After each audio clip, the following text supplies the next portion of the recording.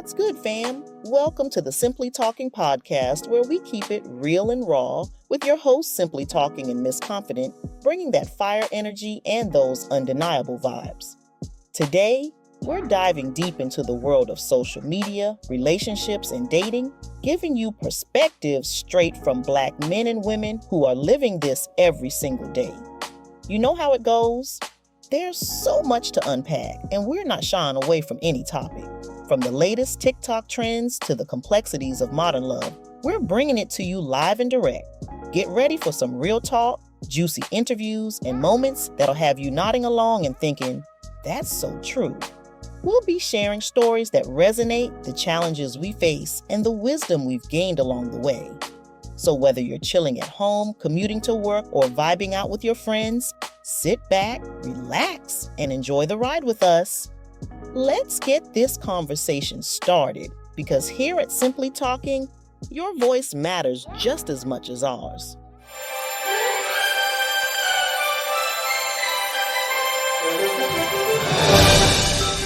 That's Chairman of the House Judiciary Committee, Mr. Jordan from Ohio. Thank you, Mr. Chairman. Director, were you guessing or lying? The day after President Trump is shot, Secret Service spokesman Anthony Guglielmi said, quote, "The assertion that a member of the former president's security team requested additional security resources that the U.S. Secret Service or the Department of Homeland Security rebuffed is absolutely false." The next day, Secretary Mayorkas said, "That is an unequivocally false assertion. We had not received any request for additional security measures that were rebuffed."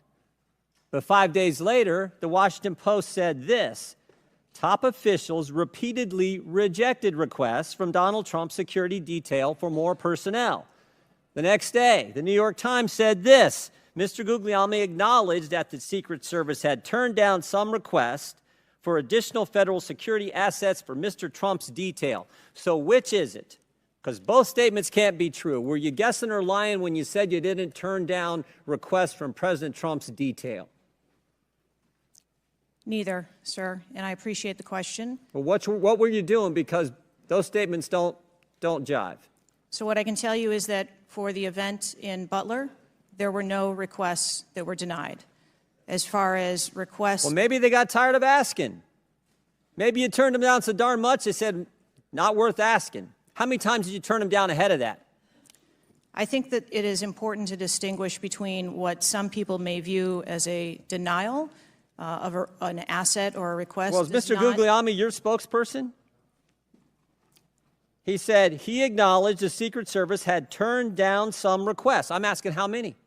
A denial of a request does not equal a vulnerability. Well, tell me what it is. There are a number of ways that threats and risks can be mitigated with a number of different assets, whether that be through personnel, whether that be through technology, or other resources. Well, tell the committee which it was. They asked for additional help in some form or another. You told them no. How many times did you tell them no, and what did you tell them no to? Again, I cannot speak to specific incidents, but I can tell you in general terms, the Secret Service is judicious with their resources based on... What does some requests mean? How many times? Some indicate requests is plural. So more than once they asked for additional help and you turned them down. What did they ask for and how many times did you turn them down? Pretty basic questions. So again, without having all of the details in front of me, sir, what I can tell you is that there are times... You didn't get briefed on how many times you turned down the Trump detail when they asked for additional help? I'm sorry. You didn't get briefed on that before you came to this hearing, knowing you were going to get asked that question? What I can tell you is that in generic terms, when details make a request, there are times that there are alternate ways to cover off on that threat or that risk. But that's not what he said. He said they were denied certain requests, some requests. This is your spokesperson, not me talking. This is the Secret Service talking. And what a change from absolutely false, unequivocally false to, oh, by the way, there were some times where we didn't give them what they wanted. That's a huge change in 5 days. And the fact that you can't answer how many times you did that, that's pretty darn frustrating, not just for me, but for the country. I hear your frustration. Let me ask you this. Were any of those requests denied to President Trump's detail after you knew about the Iranian threat? What I can tell you, again, I don't know the specifics, is that there are times when we can fill a request It doesn't necessarily have to be with a Secret Service asset or resource. We can fill that request with locally available assets. You spoke to anyone at the White House since July 13th? Yes, I have. Who'd you talk to? I have briefed the president and the vice president. Talked to the First Lady?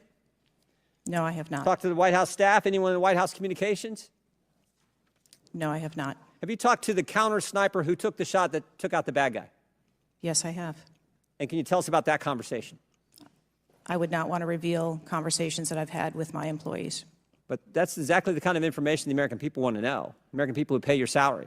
I understand. This is an ongoing investigation, and Who's all doing the investigating at Secret Service? I know the Inspector General, but is there also an internal investigation in addition to the Inspector General?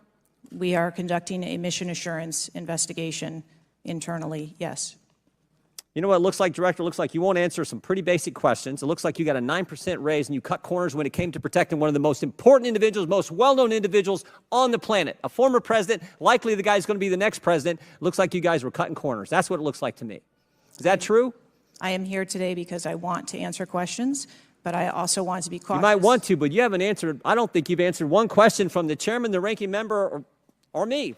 Well, we got a lot of other people asking. We'll see if your record improves. But right now, you haven't answered, I don't think, any questions. I yield back. Gentleman yields back. Chair Network. Listen up, fam. That's a wrap on another episode, and we hope you caught the vibes just like we did. This is your boy Simply Talking alongside Miss Confidence signing off. Just a reminder that every conversation we have is important and every perspective holds weight. We're here to keep this dialogue flowing, so make sure you hit that subscribe button and drop us a comment. Let us know what's on your mind, your experiences, and what you want to hear next. We're building a community where we can learn from each other, share some laughs, and tackle those tough topics that often get pushed aside. So keep it locked in for more real talk, engaging interviews, and reactions that keep you coming back for more. Until next time, remember to stay confident, stay connected, and always keep it 100. We appreciate you rolling with us, and we can't wait to bring you more content that resonates with you. Peace out, and catch you in the next episode.